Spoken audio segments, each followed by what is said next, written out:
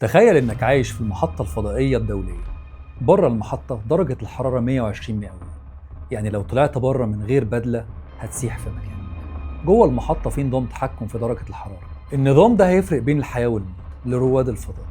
لو فشل، الرواد اللي جوه هيستووا وهم صاحيين.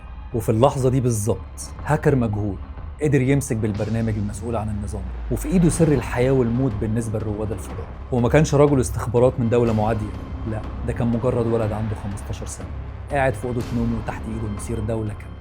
الأسطورة ابتدت سنة 89 في عيلة في جنوب فلوريدا فيها ولد اسمه جوناثان جيمس وعمره 6 سنين. وقت ما كان العيال كلها بتلعب بره، جوناثان كان قاعد ماسك الكمبيوتر بتاع والده، ومش بيقعد يلعب جيمز بس، لا، ده كان عبقري بيحاول يفهم كل حاجة في الجهاز ده، كل حاجة بتتعمل ازاي بالظبط. باباه كان مبرمج، ولما خاف عليه من هوس الكمبيوتر والعزلة عن العالم حط له برنامج حماية على الكمبيوتر عشان كان خايف عليه. بس الولد الصغير ده كان أذكى من البرنامج وقدر يفك الحماية زي السلام عليكم. ولما بقى مراهق بقى بيقرأ كتب لغات البرمجة زي السي شارب واليونكس وماك او اس، وبيتكلم مع ناس مهووسه بالكمبيوتر زيه، وبقى بيقعد يومه كامل يطبق اللي بيقراه. وفي يوم من الايام مسح الويندوز من على الكمبيوتر وسطب مكانه لينكس. خد بالك الكلام ده كان في التسعينات، محدش كان عارف يعني ايه اصلا ويندوز. بس مع الوقت كان في صدمات جامده قوي مع اهله، لدرجه ان هم عاقبوه بانهم ياخدوا الكمبيوتر منه. جوناثان اصر وهرب من البيت وقال لهم مش هرجع الا لما ترجعوا لي الجهاز بتاعي. وقريب قوي مش اهله بس اللي هيكونوا عايزينه يبعد عن الكمبيوتر،